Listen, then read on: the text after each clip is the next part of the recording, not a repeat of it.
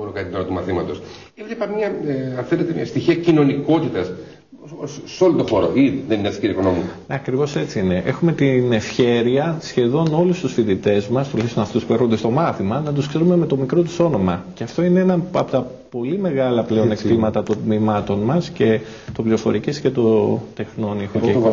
Όπως επίσης και οι φοιτητές μας έχουν τη δυνατότητα να πάσα στιγμή να μας βρουν, να μας μιλήσουν, να εκθέσουν οποιοδήποτε πρόβλημα σχετίζεται με τις σπουδές τους, και μερικές φορές και όχι με τις σπουδές τους.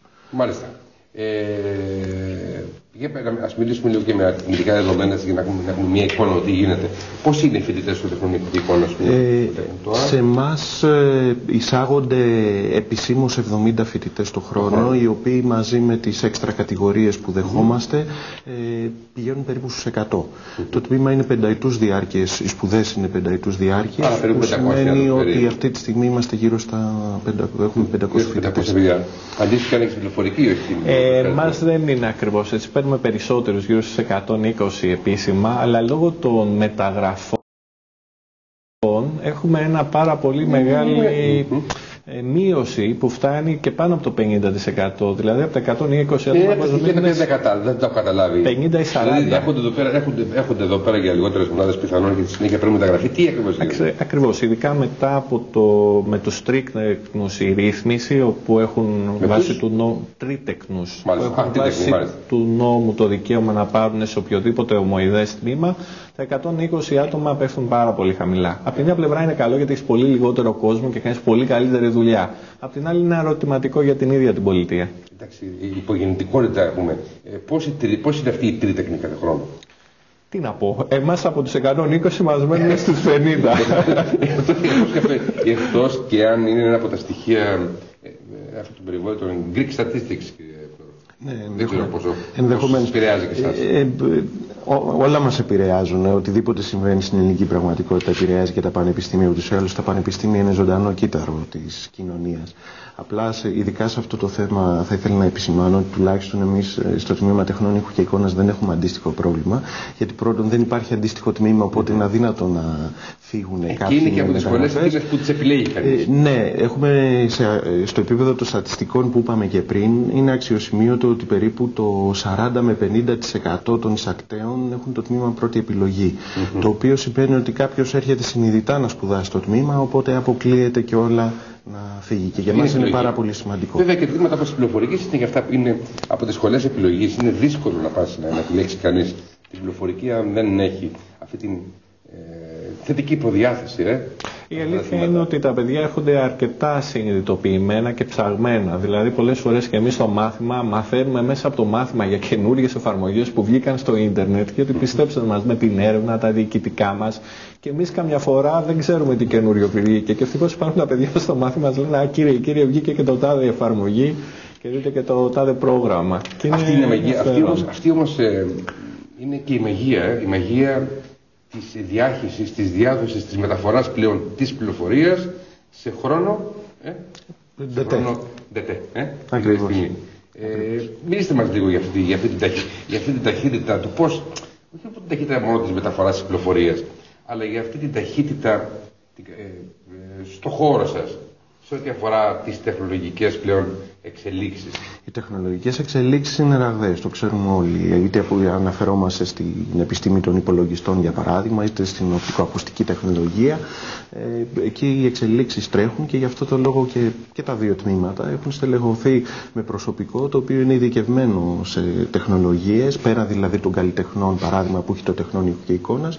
Είναι προσωπικό το οποίο είναι εξειδικευμένο σε τεχνολογίες, να μπορεί να τις παρακολουθήσει και όχι μόνο να τις παρακολουθεί, να γίνει μέτοχος και όλες τις εξελίξεις μέσα από την έρευνα, έτσι ώστε να βάλει και το τμήμα σαν ολότητα πλέον το δικό του λιθαράκι σε αυτό που λέμε παγκόσμια έρευνα.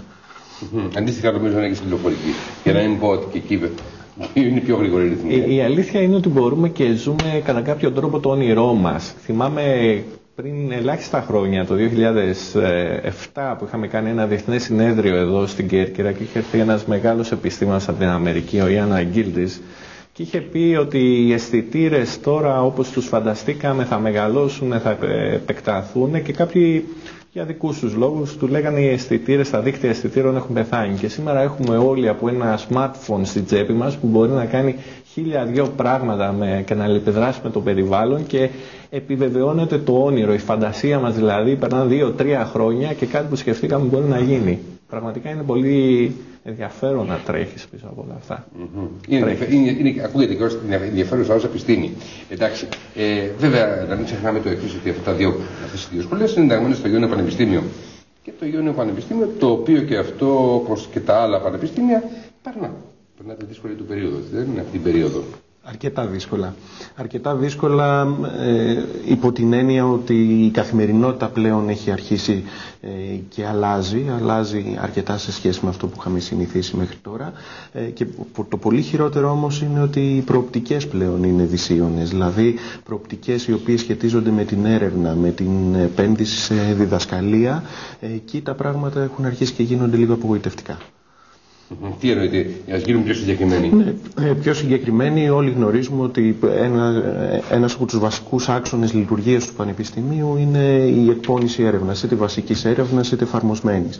Απαραίτητη προϋπόθεση για να υπάρξει αυτή είναι η χρηματοδότηση, γιατί η έρευνα δεν σημαίνει μόνο άνθρωποι, σημαίνει και εξοπλισμό, σημαίνει χρόνο, άρα λοιπόν χρειάζεται χρηματοδότηση. Ήδη λοιπόν τα πρώτα μηνύματα που λαμβάνουμε στο πλαίσιο αυτής της γενικότερης χρηματοδότησης έρευνας στην Ελλάδα είναι ότι τα πράγματα έχουν γίνει αρκετά στάσιμα. Προκηρύξεις που αναφέρονται τόσο σε πανεπιστήμια όσο και σε ερευνητικά Ινστιτούτα σε όλη τη χώρα έχουν αργήσει πάρα πολύ να προχωρήσουν και σε άλλες προκηρύξεις έχουμε καταθέσει προτάσεις σε όλα τα πανεπιστήμια στην Ελλάδα. Σε άλλα υποτίθεται ότι έπρεπε να έχει γίνει αξιολόγηση, δεν έχει γίνει ακόμα και αν μη τι άλλο η χρηματοδότηση πάει πίσω. Και ειδικά σε τμήματα στα οποία αναφερόμαστε εδώ στο Ιόνιο Πανεπιστήμιο που είναι νέα τμήματα, αυτή του είδους η χρηματοδότηση είναι πάρα πολύ βασική γιατί πάνω σε αυτήν θα στηριχθούν τα τμήματα για να μπορέσουν να αναπτύξουν το ερευνητικό δυναμικό τους. Σας ακούω κύριε Φλόρα και πιστέψτε με, ακούγονται πάρα πολύ ωραία όλα αυτά, αλλά έχω την εντύπωση πως εγώ τουλάχιστον ζω σε έναν άλλο κόσμο. Τι εννοώ, αφού γίνω πιο συγκεκριμένος. Μιλήσατε για βασικό άξονα λειτουργία των πανεπιστημίων. Όλων των ελληνικών πανεπιστημίων είναι η έρευνα. Μα εγώ είχα την εντύπωση μέχρι τώρα, κύριε Φωνό μου, ότι ο βασικός σκοπός που έχει κάθε φοιτητής δευτεριάτης στα πανεπιστήμια είναι να πάρει ένα πτυχίο. Ναι. Αυτό είναι και ο στόχος του πανεπιστήμιου. Να μας δώσει ένα πτυχίο, το οποίο αυτό αύριο, εάν το χρησιμοποιήσουμε, έχει καλώς για να εξασφαλίσουμε κυρίως μια θέση στο δημόσιο.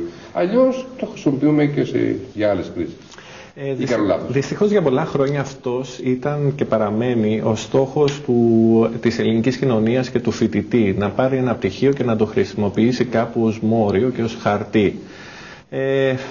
Το Πανεπιστήμιο δεν έχει αυτό το ρόλο και θα πρέπει να γίνει σαφές ότι ειδικά στην κρίση η οποία μάλλον μας έρχεται και τα δύσκολα χρόνια που μας έρχονται θα πρέπει να δημιουργήσουμε, να την αντιμετωπίσουμε με τη γνώση, με την εξειδίκευση και με το να γινόμαστε ήδη καλύτεροι, με το να βελτιωνόμαστε.